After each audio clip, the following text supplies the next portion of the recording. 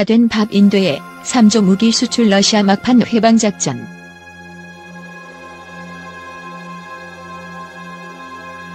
정부가 인도를 상대로 추진하는 3조 원짜리 대국 무기 수출 사업에 러시아가 제동을 걸었다. 인도가 한국 업체에 손을 들어주려는 움직임을 보이자 러시아 정부가 항의 서한까지 보내며 강경 반발했다. 한국도 러시아의 방해작전을 뛰어넘기 위해 정부 차원에서 대응에 나섰다. 지난해 10월 인도 복합 대공방어 체계 사업의 가격 협상 대상 장비에 한국산 비호폭합 무기가 단수 후보로 선정됐다. 방산업계에 따르면 당시 한국산 비호폭합은 러시아 업체들과의 경쟁에서 인도 군 당국의 유일한 선택을 받았다. 알마즈한테이의 업그레이드형 퉁구스카, KBPTU. 단수 선택을 받은 비호폭합은 올해 우선 협상 대상자 선정, 최종 계약 등을 거친다. 계약이 최종 확정되면 무기 인도 시점은 2020년께로 예상됐다. 인도는 파키스탄과의 국경 지역 5개 육군 여단에 해당 방어 체계를 배치하기 위해 2013년 입찰 공고를 낸 뒤 2015년 기술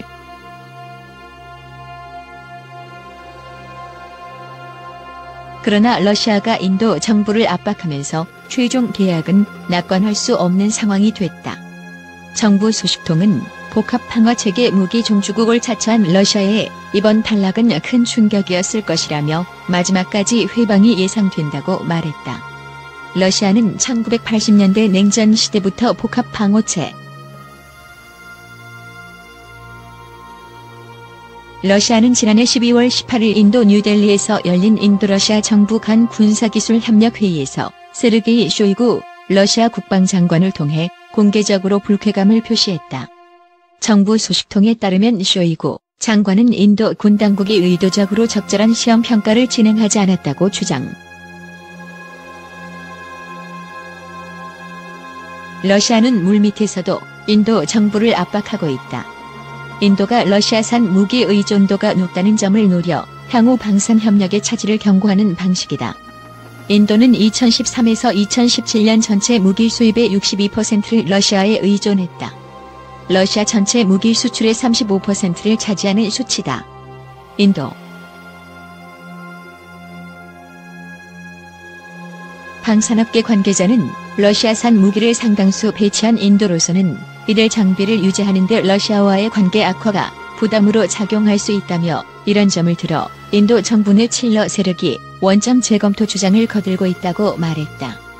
상황이 안심할 수 없게 되자 국방부와 방위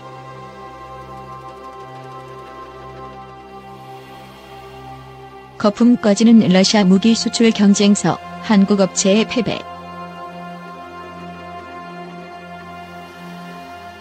무기는 러시아 수출 효자품.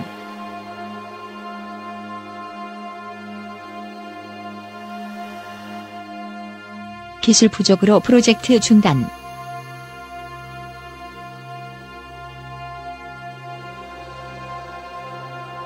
고장난 무기는 계속 수리 중.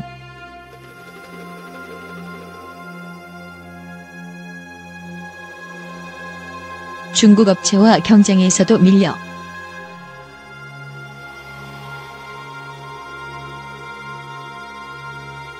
FCOUS 인사이드.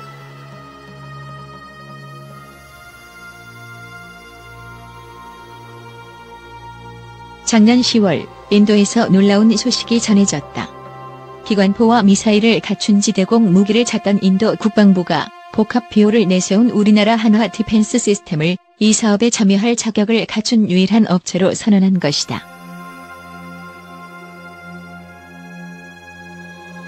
이 사업에는 개량형 퉁구스카를 내세운 알마즈 안테이와 판출 S1을 내세운 툴라까지 러시아 업체 2곳이 함께 경합하고 있었다. 러시아제 무기를 사용하던 인도가 러시아 업체를 선정할 것으로 예상하였기에 한화 디펜스 시스템 선정은 놀라운 일이었다.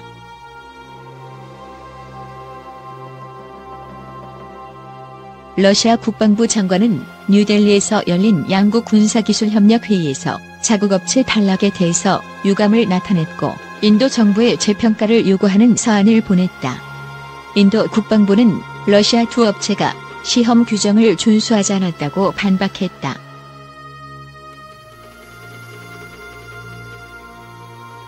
이 소식에 이어 러시아 군사 전문가가 시리아에 배치된 판취르 S-1이 저속 비행하는 소형 표적을 추적하지 못한다는 비판 글을 올렸다가 삭제된 일이 발생했다. 판취르 S-1은 배치된 시리아 라타키아에 있는 홈에이밍 공군 기지가 반군 드론 공격을 받자 이를 물리치지 못하면서 비판받. 1월 말에는 다마스쿠스 주변에 배치된 시리아군 판취르 S-1이 이스라엘 공군 F-16 전투기 공격으로 파괴되었다.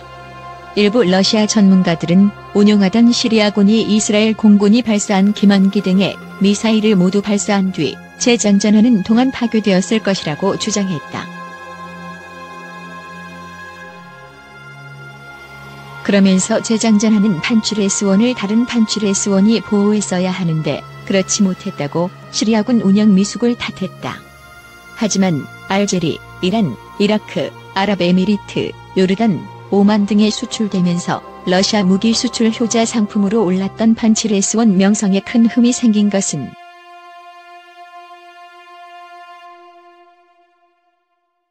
거품이 꺼지는 러시아 무기들.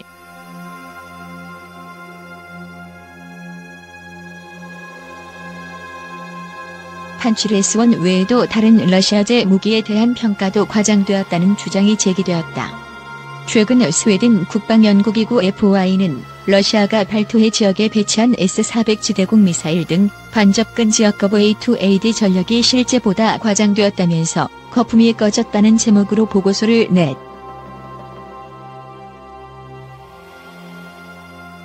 보고서 작성자들은 몇 가지 예를 들었다. 우선 항공기에 위협적인 S-400 지대공 미사일은 사거리가 400km이며 폭격기, 전투기는 물론이고 저공 비행하는 순항 미사일도 격추할 수 있다고 러시아 군 등을 통해 알려졌다.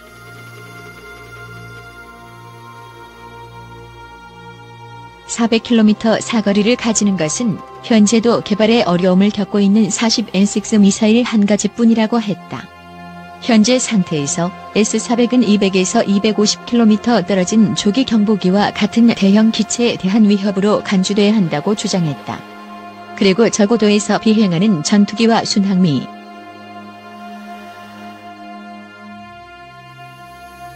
또한 발토해 인근에서 나토 해군 함정의 위협적인 바스티온 P 지대함 미사일은 최대 사거리 300km에 이르기 때문에 항공모함 등에게도 위협적이라고 알려져 있다.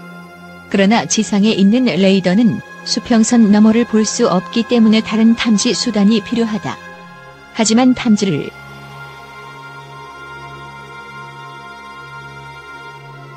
위 사례가 아니라도 러시아제 무기 낮은 신뢰성 때문에 고생을 한 사례는 많다. 오랫동안 러시아 무기 최대 수입국이었던 인도가 대표적이다. 인도는 공중급 유기, 항공모함용 미그 29K 전투기 등을 도입하거나 운용하면서 많은 어려움을 겪었다. 특히 미그 29K 전투기. 선전에 그친 첨단 무기들.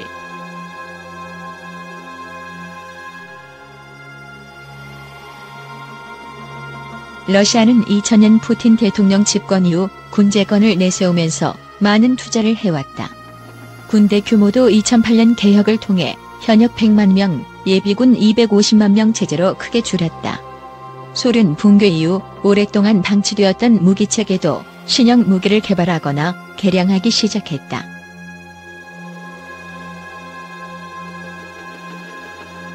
러시아가 자랑한 대표적인 신형 무기체계는 육군 아르마타 시스템과 공군 수-57이 있다.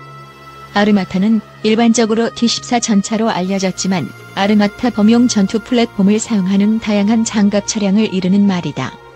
전차 외에 T-15 보병 전투차, T-16 장갑 회수차, ES-35차. 그러나 아르마타 핵심인 T-14 전차는 2015년 모스크바 붉은 광장에서 열린 대독전승 기념일 열병식에 처음 등장한 이후 현재까지 러시아 육군에 배치되지 못하고 있다. 러시아 국방부는 2021년까지 T-14 전차와 T-15 보병 전투차 130여 대 정도만 도입하는 계약을 체결했을.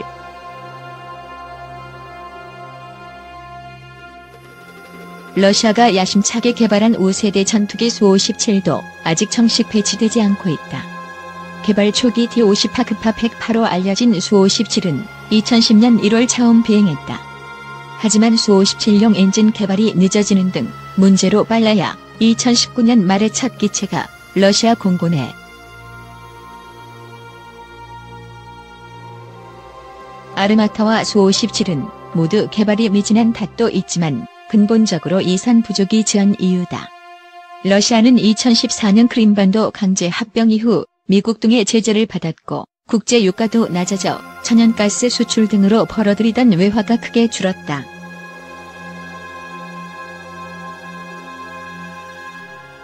러시아는 개발에 많은 돈이 드는 새로운 장비 대신 기존 장비들을 개량하는 것을 대안으로 정했다.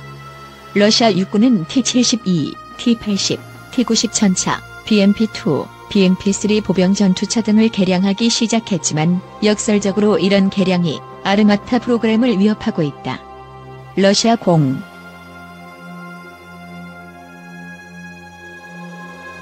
이외에도 장거리 여객기인 196에 기반을 둔 공중급 6위 열차에 RS-24 대륙간 탄도미사일을 탑재하는 바구진 시스템, 미-24N 공격 헬기 개량형 등이 예산 문제로 제안이 거부되거나 개발이 취소되는 등의 문제를 겪고 있다. 크림반도 합병의 부정적 여파.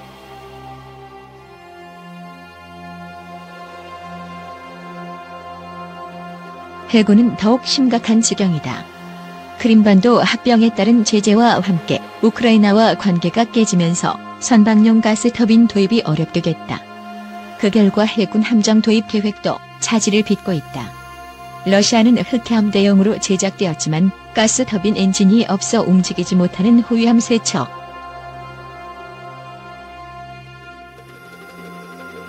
가스터빈 엔진 문제는 신형 함정 개발에도 영향을 미쳤다. 러시아 해군은 대형 호위함 개발을 중단하고 호위함보다 작은 초계함으로 대체하고 있다. 러시아 해군은 초계함에 시리아에서 사용된 칼리브르 순항 미사일 등을 탑재하여 장거리 공격 능력을 부여할 계획이다. 그러나 항속거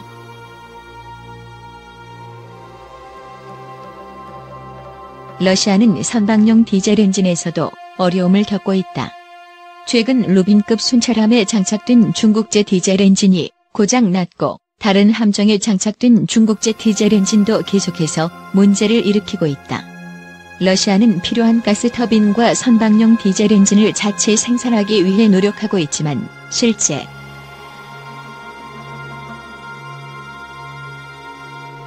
러시아 해군 함정 건조업체들은 계속해서 대형 상륙함, 구축함, 항공모함 건조 가능성을 미디어에 흘리고 있지만 성사될 가능성은 작아 보인다. 러시아 국방부는 2030년대 말까지 핵추진 항공모함 확보를 위해 10만 톤급 함정을 건조할 수 있는 드라이독을 가진 조선소를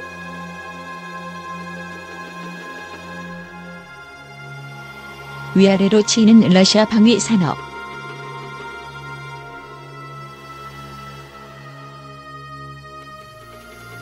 위에 언급한 사례들은 분명히 러시아제 무기와 방위 산업이 가지는 문제다. 하지만 러시아는 여전히 세계 2위 무기 수출국이다. 크림반도 합병 여파로 러시아제 무기를 도입하는 국가들은 미국으로부터 제재를 감수해야 하지만 아직도 러시아제 무기는 여전히 많이 팔리고 있다.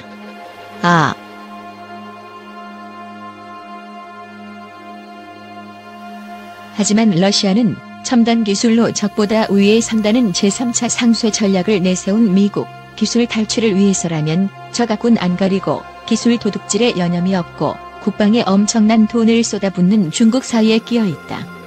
게다가 러시아는 중국이 기술을 얻기 확보할 목적으로 도입한다는 것을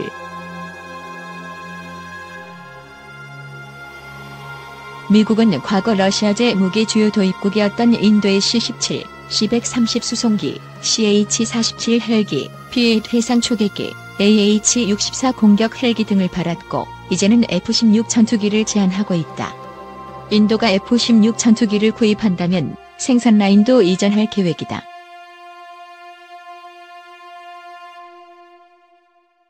중국은 저렴한 가격을 무기로 전차, 잠수함, 군함, 무인기 등을 동남아, 중동, 아프리카에 판매하고 있다. 러시아제 무기를 발판 삼아 발전한 중국제 무기가 러시아제 무기를 파괴하는 일들도 벌어지고 있다. 2012년 수단 정부군이 중국제 96식 전차로 남수단군 T-72전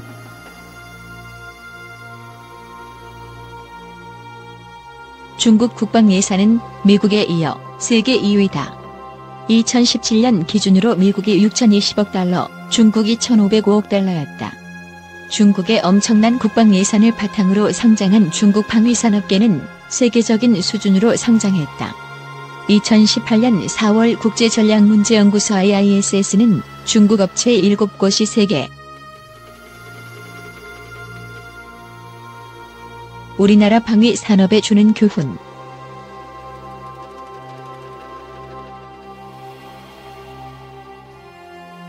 러시아제 무기는 아직도 세계 시장에서 매력이 있다.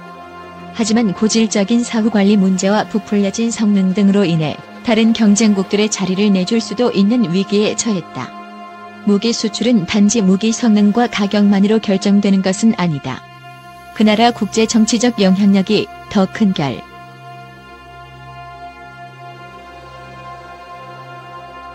그런데 중국제 무기 발전은 우리 방위산업에도 영향을 미칠 수밖에 없다. 경전투기 도입을 검토하는 말레이시아에서 한국산 FA-50이 중국과 파키스탄이 공동 개발한 JF-17과 경쟁하는 구도가 됐고, 이 추세는 앞으로도 더 늘어날 수 있다. 특히 우리가 공들이고 있는 아랍에미,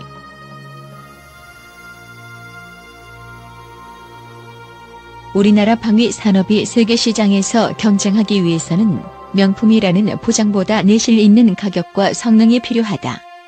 미국 업체들이 자신들 무기를 선전할 때 사용하는 전투에서 입증된 배털 프루븐이라는 구호가 우리에게도 절실하다.